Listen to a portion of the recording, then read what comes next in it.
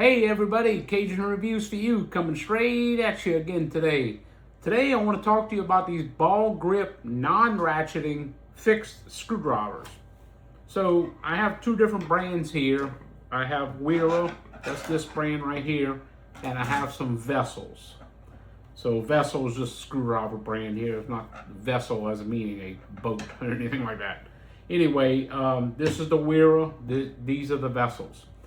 So I've had the Wera longer, I think. In fact, I pretty much know I've had these Wera longer than the Vessel drivers. This is the Phillips number 2. This one right here is the 1850PH screwdriver. It's 150 I believe it's 150 millimeters long. It's the ball grip style. It has the little section on this shaft right here where you can put an adjustable wrench right here to help turn a stubborn fastener. That's kind of cool.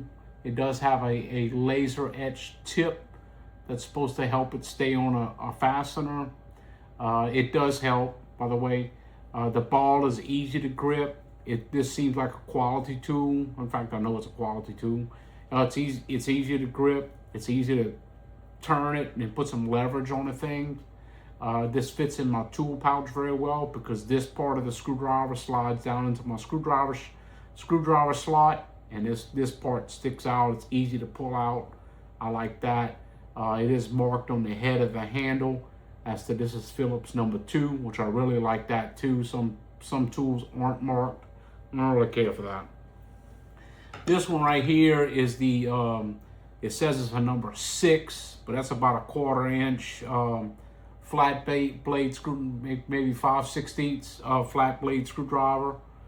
This is 100 millimeters long. It's a little bit shorter than this one, about that much shorter. This one's just a flat blade. It has the place right here to put an adjustable wrench on the shaft if you need to put leverage on it. It is marked. It is the same size ball as this one. This one sits in my tool pouch most of the time. I don't really use this too much. It just doesn't come in handy, and I'd much prefer to use a Phillips screwdriver anyway. So these are not tang through, meaning that the shaft is molded onto this plastic handle. This part right here is not steel. This is plastic right here.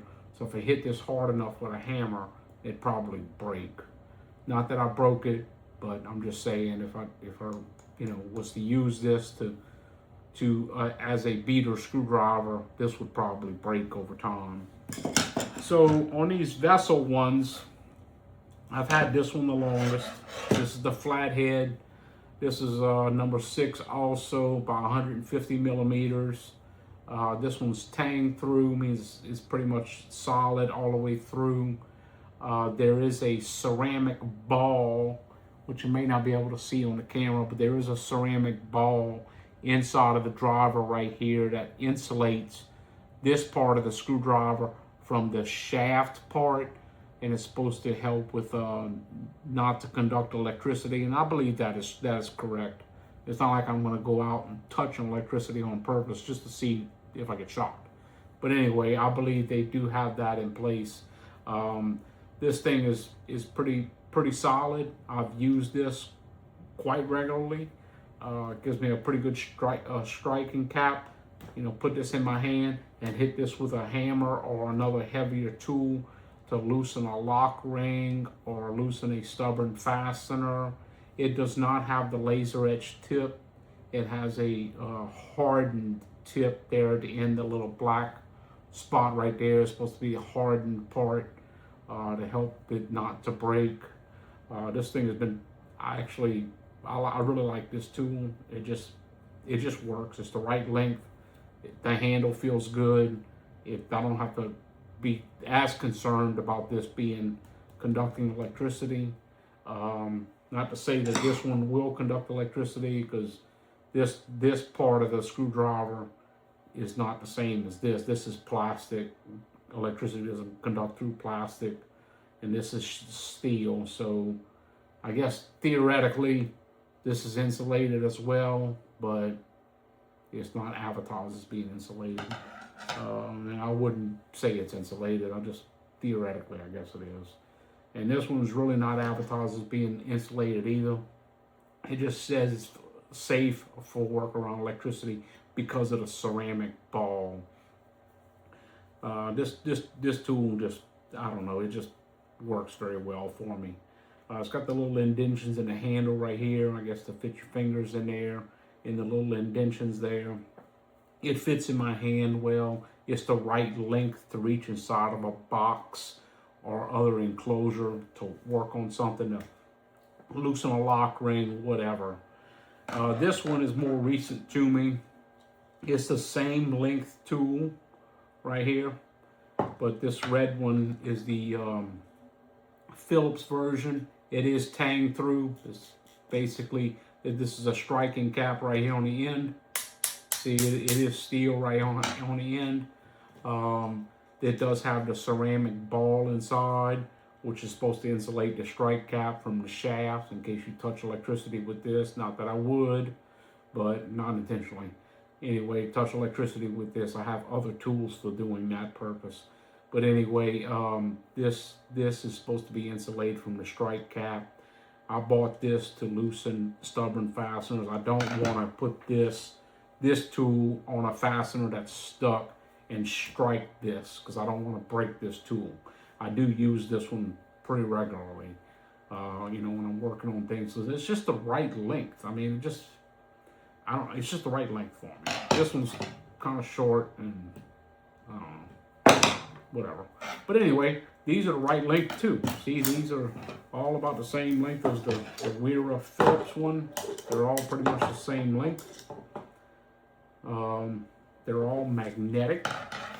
The clips are magnetic, so you see there's a paper clip right here on my desk. You can lift the paper clip, well, right there. You can lift that paper clip, drop it off. This one's magnetic too. This one's got a stronger magnet, I guess because it's newer. But I could always put a magnetizer on it too. These are magnetic as well. See, I guess the big advantage, the differences in here, it depends on what you want and what do you need for your job. But I definitely wanted and needed something that I could carry on me that wasn't too heavy, that I could carry on my tool pouch, that would give me this strike surface to loosen conduit lock rings, to remove knockouts on panel boxes, etc. And this tool does that for me. This one is primarily to loosen fasteners that may be stuck or stubborn or rusted or corroded, whatever.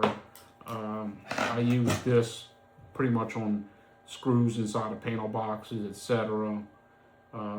It's the right length. It is laser etched on the end. I don't know if this is hardened steel, or I guess it would have to be hardened steel. But this one is laser etched on the tips. These are not. This one does grab a fastener, I think, a little bit better. But if I was working on something right now and I needed one of these screwdrivers, the one I'm probably going to pull out is this one.